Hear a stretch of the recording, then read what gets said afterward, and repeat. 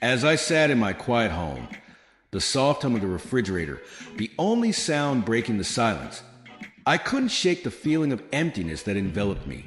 At 62, retired after decades of teaching, I found myself staring at the walls I had filled with memories, pictures of students' awards, and colorful drawings sent to me by little hands that had once reached for knowledge.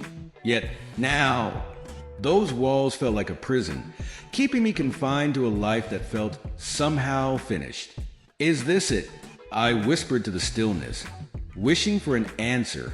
The question echoed in my mind, taunting me like an old friend who had turned into a stranger.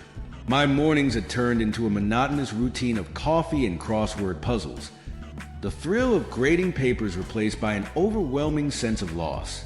The phone rang, jolting me from my thoughts. It was my old colleague, Sarah. "Martha, how are you?" she chirped, her voice filled with the kind of energy I felt I had lost. "We should grab lunch soon. It's been ages." "Oh, I've just been busy," I replied, forcing a smile that she couldn't see. I didn't want to burden her with my feelings of inadequacy, the gnawing sensation that I was just waiting for time to pass. "Busy? Doing what exactly?" she teased, and I could hear the playful grin in her voice. "Just, life after teaching." I sighed, the weight of my words settling heavily in the air. "Listen, why don't you come to the community center tomorrow? They're having a meeting for volunteers. I think it could be good for you," she suggested, her enthusiasm unyielding. "Maybe," I replied noncommittally, not wanting to dampen her spirits. After we hung up, I returned to my solitude, the thought of volunteering swirling in my mind. Could I really step outside of my comfort zone? The idea of being around people again was both daunting and strangely enticing. What if they didn't need me? What if I didn't have anything to offer? The next day, I found myself standing outside the community center, the sun shining brightly, almost mockingly. I hesitated, my heart racing as I contemplated turning back. "Come on, Martha," I muttered to myself, pushing through the doors. Inside, the buzz of conversation filled the air, laughter echoing off the walls. I felt out of place, a solitary figure amidst a vibrant crowd. "Hello, you must be new here." A cheerful voice broke through my thoughts. I turned to see a woman in her late 70s, her silver hair styled in a neat bun, her eyes sparkling with warmth. Yes, I am," I stammered, caught off guard by her friendliness. "I'm Doris. We're just about to start our meeting. You're welcome to join us." I nodded, feeling a hesitant smile form on my lips. As I followed Doris into the room, I felt a flicker of something I hadn't felt in a long time. Hope. Meanwhile, across town, Henry sat in a circle of chairs, facing a group of strangers. At 65, he wore his grief like a heavy cloak, pulling it tightly around him as he listened to the stories of others. Each tale of loss resonated within him, yet he felt detached, an observer in his own life. "Today, I want to hear from someone new," the facilitator said gently. Scanning the group, Henry's heart raced. Did they really want to hear his story? "I don't have much to say," he mumbled, staring down at his hands. "That's okay," the facilitator coaxed. "You don't have to share if you're not ready." As the others continued to speak, Henry found himself lost in their words, struggling with his own emotions. The ache of losing his wife was still raw, a wound that refused to heal. On the other side of town, Linda walked through an art gallery, her heart pounding as she watched younger artists passionately present their work. Their enthusiasm ignited a longing within her, a flicker of the artistic spirit she had buried when life got busy. "I wish I could do that again," she whispered to herself, feeling the weight of her unfulfilled dreams pressing against her chest. "Do you paint?" A voice interrupted her thoughts. A young woman stood beside her, paintbrushes tucked behind her ear. "I used to," Linda admitted, her voice barely above a whisper. "Then you should start again." "It's never too late," the woman exclaimed, her eyes shining with encouragement. As I sat in the community center, Henry sat in a support group, and Linda watched artists thrive, We were all searching for something, connection, purpose, a reason to believe that life after 60 could still hold meaning. Little did we know that our paths would soon intertwine, leading us toward a journey of rediscovery and friendship. A chance to reinvent ourselves when so many thought the story was over.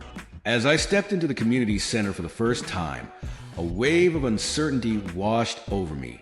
The large room was buzzing with laughter and chatter, vibrant seniors animatedly discussing their lives and dreams. I had hoped that volunteering here would give me a sense of purpose, but part of me feared I would just be another old face lost in the crowd. I took a deep breath, straightened my back, and walked toward a small group gathered around a table covered in colorful craft supplies. "Hi there, I'm Martha." I introduced myself, trying to sound more confident than I felt. "Welcome, Martha. I'm Gladys, and these are my friends Ed and Ruth." An elderly woman with sparkling eyes replied. She had a warm smile that immediately put me at ease. "What are you working on?" I asked, glancing at the colorful paper and markers sprawled across the table. "We're creating memory books," Ruth chimed in, her voice full of excitement. "Each page is dedicated to a special moment in our lives. Want to join us?" "Absolutely," I said, my heart warming at the thought of sharing stories. As I picked up a marker, I felt a flicker of the passion I'd left behind when I retired from teaching. "What's your favorite memory?" Ed asked, his eyes twinkling with curiosity. I paused, searching my mind for a story that would resonate. Well, I once took my students on a field trip to the ocean. They were so mesmerized by the waves and the seagulls that they forgot to complain about the long bus ride. We ended up collecting shells and creating our own little ocean dioramas back in class. "Oh, how lovely!" Gladys exclaimed. "Kids have a way of reminding us to embrace the simple joys, don't they?" "Indeed," I replied, feeling the warmth of connection grow. I missed those days of inspiring young minds. As we continued sharing memories, I felt lighter, more alive. Each story brought us closer, and I could see the same spark in their eyes as they recounted experiences from their own lives. It was clear that despite our ages, we all still crave connection and purpose. Later that week, I reluctantly returned to the support group, my heart heavy with doubt. Would I find the strength to share my own story, or would I remain the silent observer? As I entered the room, I noticed a new face, a woman with an infectious energy who seemed to light up the space. "Hello, everyone. I'm Betty," she announced, her voice ringing with enthusiasm. "I'm here to share some joy and maybe a few laughs." Henry, sitting a few chairs away from me, shifted slightly in his seat. I could see the skepticism etched on his face, but there was also a hint of curiosity. "Joy in a grief support group," he muttered under his breath, loud enough for me to hear. "Why not?" Betty replied, her eyes sparkling. "Grief is a part of life, but so is living. We owe it to ourselves to find moments of happiness, even when it feels impossible." Henry looked at her, his expression a mixture of confusion and intrigue. "You think we can just forget our losses?" "No, not forget, but we can honor our loved ones by embracing life." "What do you miss most about your wife?" she asked, her tone gentle yet direct. Henry hesitated, his eyes glassy. Her laughter. She always found a way to make me smile. "Then let's remember her by sharing those stories," Betty encouraged, her voice warm and inviting. "What's a funny moment you shared?" As he began to speak, I could feel the tension in the room ease. His voice was shaky at first, but with each word, he grew more animated, sharing a hilarious mishap from their honeymoon. The laughter that erupted felt like a balm for our collective grief, and I found myself smiling as I listened. Inspired by my interactions at the community center and the support group, I felt a newfound urgency to reclaim my artistic side. Dusting off my paintbrushes felt like a monumental act. The brushes had sat idle for so long, gathering dust along with my dreams. I set up a small workspace in my living room, the sunlight pouring in through the window, illuminating the blank canvas before me. What should I create? I mused aloud, my heart racing with a mix of excitement and apprehension. The memories of my days as an art teacher flooded back. How I encouraged my students to express their creativity without fear of judgment. Just start, I whispered to myself, dipping my brush into vibrant colors. Swirls of blues and greens danced on the canvas, and I lost myself in the process, feeling the exhilaration of creation wash over me. As I worked, I decided to share my progress online. What's the worst that could happen? I thought, my fingers trembling slightly as I clicked post. The instant feedback poured in, and to my astonishment, the comments filled with encouragement and admiration. "Beautiful work, Martha," one person wrote. "You've captured such emotion. Keep going. Can't wait to see more," another commented. With each notification, I felt a rush of validation that I hadn't experienced in years. I wasn't just an old teacher. I was an artist again. This spark of creativity ignited something deep within me, a reminder that life after 60 could still be filled with passion, purpose, and connection.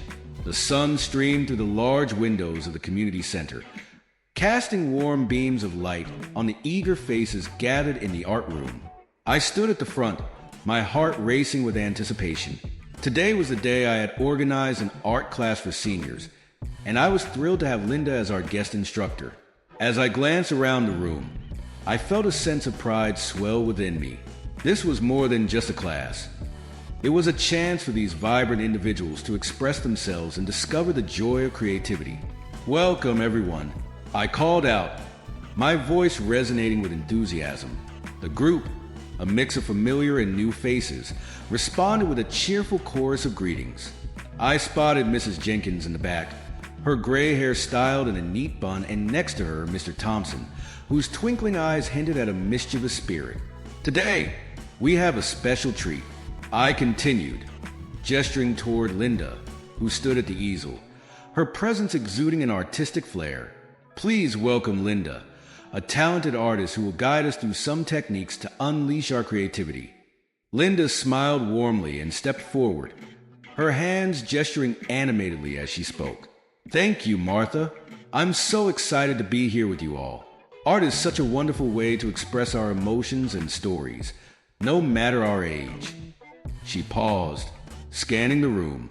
"Let's start with something simple. Grab your brushes and let's paint what makes you happy." As the class began, I watched in awe as the participants dove into their canvases. Laughter filled the air, mingling with the sound of brushes swishing against the canvas.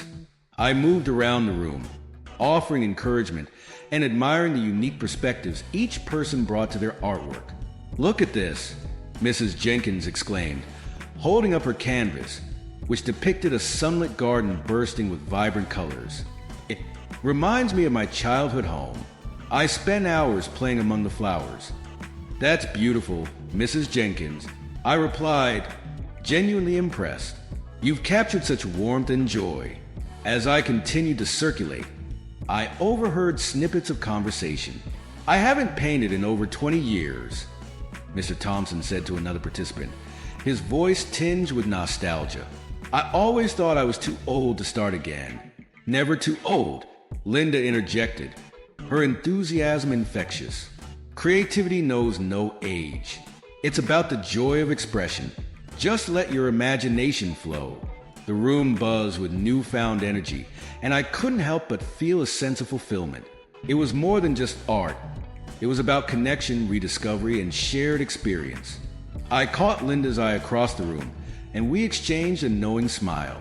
This was what we both needed. A reminder that life could be vibrant and full of purpose, even in our golden years. Later that afternoon, as the class wrapped up, I felt a sense of accomplishment wash over me. The participants eagerly shared their artworks, each piece telling a story of its own. I looked at Linda, who was admiring a particularly whimsical painting created by a shy gentleman named Tom. "Tom, this is fantastic," Linda exclaimed, beaming with pride. "It has such a unique style. Have you considered showing your work outside of this class?" Tom's cheeks flushed pink as he shrugged. "I just do it for fun. I never thought anyone would want to see it." "Why not?" I chimed in. Art is meant to be shared. You never know who it might touch. As the class ended, I felt a gentle tug at my heart, realizing that I had not only helped facilitate an art class, but had also reignited a spark within myself. I approached Linda, her enthusiasm still palpable. Thank you for being here today. You brought so much life to the class. It was my pleasure, Martha. You have a real gift for bringing people together, Linda replied, her eyes sparkling. I think we made a great team. Meanwhile, across town, Henry was taking tentative steps toward a new chapter in his life. He had invited Betty for a walk in the park, a chance to share more than just the sorrow of their pasts. As they strolled along the path lined with blooming cherry blossom trees, Henry felt a sense of comfort in their shared vulnerability. Betty, it's been nice talking to someone who understands, he confessed, glancing at her. Sometimes, I feel like I'm lost in a fog since my wife passed. I know exactly what you mean, she replied softly, her voice steady. It's hard to navigate life alone after losing a partner, but I believe we can find joy again, even if it feels distant. As they walked, Henry shared stories of his late wife, laughter mingling with the bittersweet memories. She loved to dance, he said, chuckling, even in the kitchen while making breakfast. I always thought I had two left feet, but she didn't care. She just pulled me in and twirled me around. Sounds like she brought so much light into your life, Betty said, her eyes glistening with empathy. I think she would want you to embrace that light again. Their conversation flowed effortlessly, and Henry felt a warmth blossoming in his chest. Perhaps this wasn't the end for him. Perhaps it was the beginning of a new friendship, a new chapter. Unbeknownst to both of them, Linda was experiencing her own transformative moment. As she posted her latest artwork online, she was surprised by the positive feedback flooding in. Each comment was like a gentle push, encouraging her to step further into the light she had long neglected. Feeling a mixture of anxiety and exhilaration, she glanced at her phone, noticing a message from a local gallery. They were interested in showcasing her work. Could this be the opportunity she had been waiting for?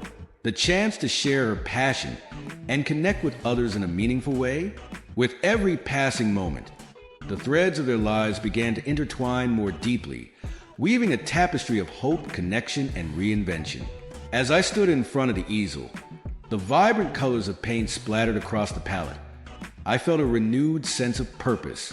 The art class I had organized was thriving, and the energy in the room was palpable. Even the shyest among us, Tom, a quiet man who rarely spoke, had surprised everyone with his stunning piece. It leaned against the wall, a burst of colors swirling together into a breathtaking landscape that seemed to breathe life into the room. Tom, this is incredible, I exclaimed, my voice filled with genuine admiration.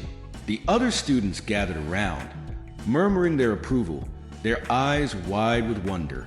Tom shifted nervously, his cheeks turning a rosy shade. I just wanted to try something different, he mumbled, glancing down at his shoes. I didn't think anyone would like it. I knelt beside him, a smile on my face. Like it? We love it. You've captured something truly beautiful. You have a gift, Tom. The encouragement he received seemed to ignite a spark within him. I could see his confidence beginning to blossom. Perhaps you could teach us some techniques next time, one of the other students suggested, a twinkle of excitement in her eyes. I'd love to learn how you blended those colors. Tom's eyes widened, and for a moment, I could see the gears turning in his mind. I could try, he stuttered, a hint of a smile breaking through his shyness. The room erupted in applause, and I felt a wave of warmth wash over me. This was what I had hoped for, a space where creativity could flourish and where people could discover their hidden talents. Later that week, I found myself reflecting on the class while sipping a cup of herbal tea. The laughter and joy we shared lingered in my mind like a sweet memory. It was then that I realized just how much I had needed this experience. 2. Each brush stroke, each shared moment, was a reminder that life was still vibrant and full of possibilities, even in our golden years. Meanwhile, Henry was beginning to embrace the notion of companionship again. Betty had become a regular presence in his life, and they had recently attended a concert together. I could picture them now, sitting side by side, their faces illuminated by the colorful lights of the stage. As I imagined it, a smile crept onto my face. Henry had always been the strong, stoic type, but with Betty, he seemed lighter, almost like a weight had been lifted from his shoulders. I could still hear his chuckle from our last conversation about music. "You know, Martha, I never thought I'd enjoy jazz again after Carol passed," he had said, his eyes glistening with unshed tears. "But here I am, laughing and tapping my feet to the rhythm. It feels good." "Life goes on, Henry," I had replied, reaching out to squeeze his hand. "You deserve to find joy again." That night at the concert, I imagined him sharing stories and laughter with Betty, the two of them swaying to the music. They were forging a bond that felt genuine and heartfelt. "I never thought I could feel this way again," he might have said, his voice filled with wonder. "It's like the old me is coming back to life." On my end, with each passing day, I felt a sense of fulfillment growing within me. I had started to think about my own passions outside of teaching. The art class had rekindled my love for creativity, and I found myself sketching in the evenings, the pencil gliding effortlessly across the page. One afternoon, as I was lost in thought, my phone rang. The caller ID caught me off guard. It was Linda. I hadn't spoken to her in weeks, and I wondered what had prompted her to reach out. "Martha," she said, her voice bubbling with excitement. "You won't believe what happened. I got an invitation to showcase my artwork at a local exhibition." "Linda, that's fantastic," I exclaimed, my heart racing at the news. "You've been creating so much. You deserve this." "I'm terrified, though," she admitted, her laughter tinged with anxiety. "What if no one likes it? What if I freeze up and can't speak?" "You're going to do great," I reassured her. "You have so much talent, and you've worked hard. Just remember why you started this journey in the first place. It's about sharing your passion." As we chatted, I could hear the excitement in her voice slowly overpowering her fears. "You're right. I just need to breathe, right?" "Exactly. And know that I'll be there to cheer you on," I promised her, feeling a surge of pride for my friend. After we hung up, I couldn't shake the feeling that something beautiful was unfolding in all our lives. We were embracing our passions and stepping into the unknown, each of us finding our way toward a brighter future. I picked up my sketch pad and began to draw, feeling the creativity flowing through me like an unbroken thread connecting us all. As I stood in the gallery, the day of my exhibition finally arrived. I felt a whirlwind of emotion swirling inside me. The vibrant colors of my artwork adorned the walls, each piece a reflection of my journey, a journey I had nearly forgotten. I had poured my heart into these canvases, and now they were out in the world for everyone to see. The turnout was beyond my expectations. The space buzzed with laughter, chatter, and the soft clinking of glasses. I could hardly believe how many people had come to celebrate this moment with me. "Linda, your work is incredible." A voice pulled me from my thoughts. It was Betty, her eyes sparkling with enthusiasm. "I can't believe how alive your pieces feel. You have such a gift." "Thank you, Betty," I replied, my heart swelling with gratitude. I never thought I'd have the courage to share my art again. It feels surreal.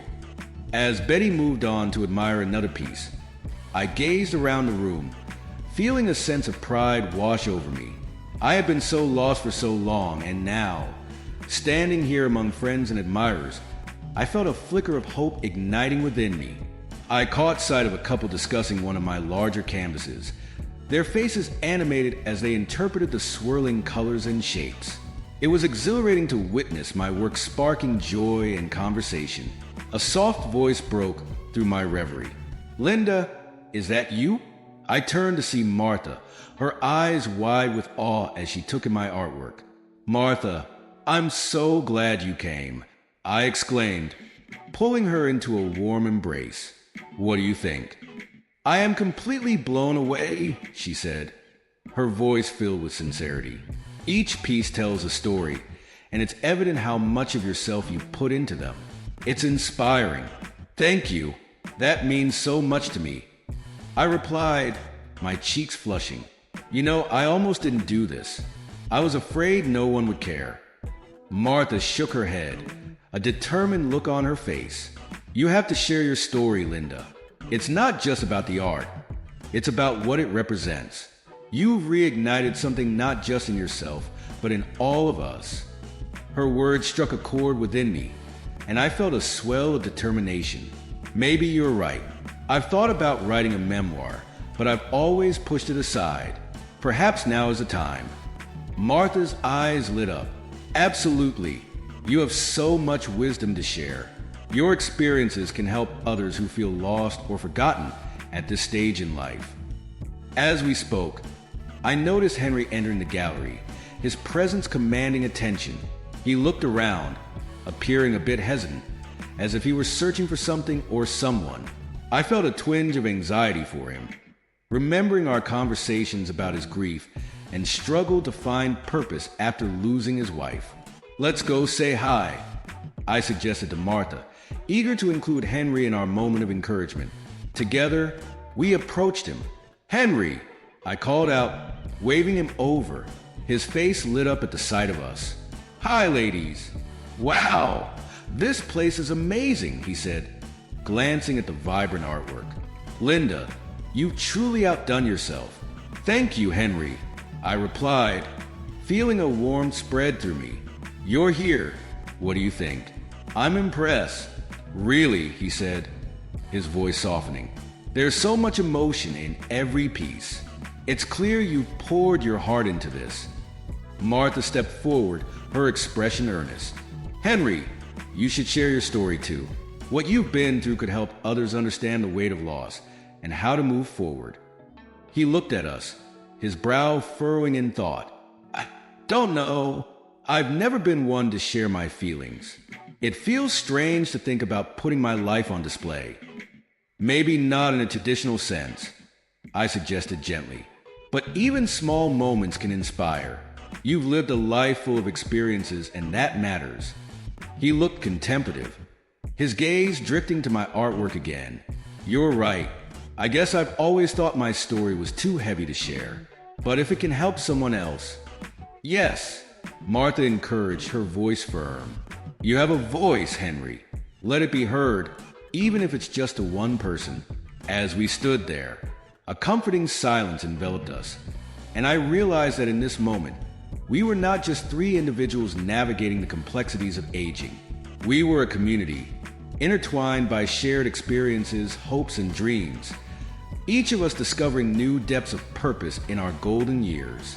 As I sat in my small studio, surrounded by the familiar scent of paint and linseed oil, my heart raced at the thought of the letter I had just discovered. Dust particles danced in the sunlight filtering through the window, casting a golden hue over the room. It was a letter from my daughter, Emma, buried deep in an old box I hadn't opened in years.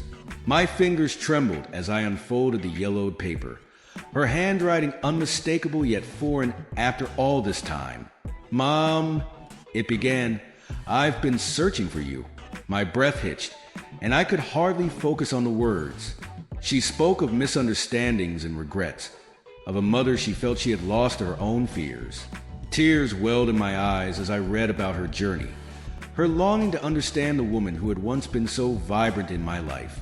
I felt a surge of emotions, longing, guilt, and a flicker of hope. I had spent so many years painting over the canvas of my life with shades of regret, but now it seemed there was an opportunity to create something beautiful again. Linda, a voice pulled me from my reverie. It was Martha, her eyes wide with curiosity. She had come in without knocking, eager to see my latest work. I quickly folded the letter, hiding it away in my pocket. What are you working on? She asked, looking around the studio, her gaze landing on an unfinished canvas. Just some thoughts, I replied, forcing a smile. It's been a whirlwind since the exhibition, and I'm trying to capture all these feelings. I hesitated, then decided to share. I just found a letter from my daughter. She wants to reconnect. Martha's face lit up with genuine happiness. That's wonderful, Linda. This could be the beginning of something new for both of you. Her excitement was contagious, and I felt a warmth spreading through me. You've always been an incredible artist, and now you have a chance to be a mother again. I sighed, the weight of the past still heavy on my shoulders. But what if she doesn't forgive me? What if I've lost her for good? Martha placed a reassuring hand on my arm. You won't know until you reach out. Sometimes, the most beautiful connections come from the most unexpected places. Meanwhile, across town, Henry sat in his living room, staring at the vibrant bouquet Betty had brought him after their last outing. The flowers were a symbol of the unexpected joy she had introduced into his life. He couldn't shake off the feeling that there was something deeper between them, something unspoken that lingered in the air. He had learned that Betty was a widow too, but as he reflected on their conversations, he felt a strange connection forming, one that felt eerily familiar. Suddenly, the doorbell rang, snapping him from his thoughts. It was Betty, her face glowing with excitement. "Henry, you won't believe what I just found out."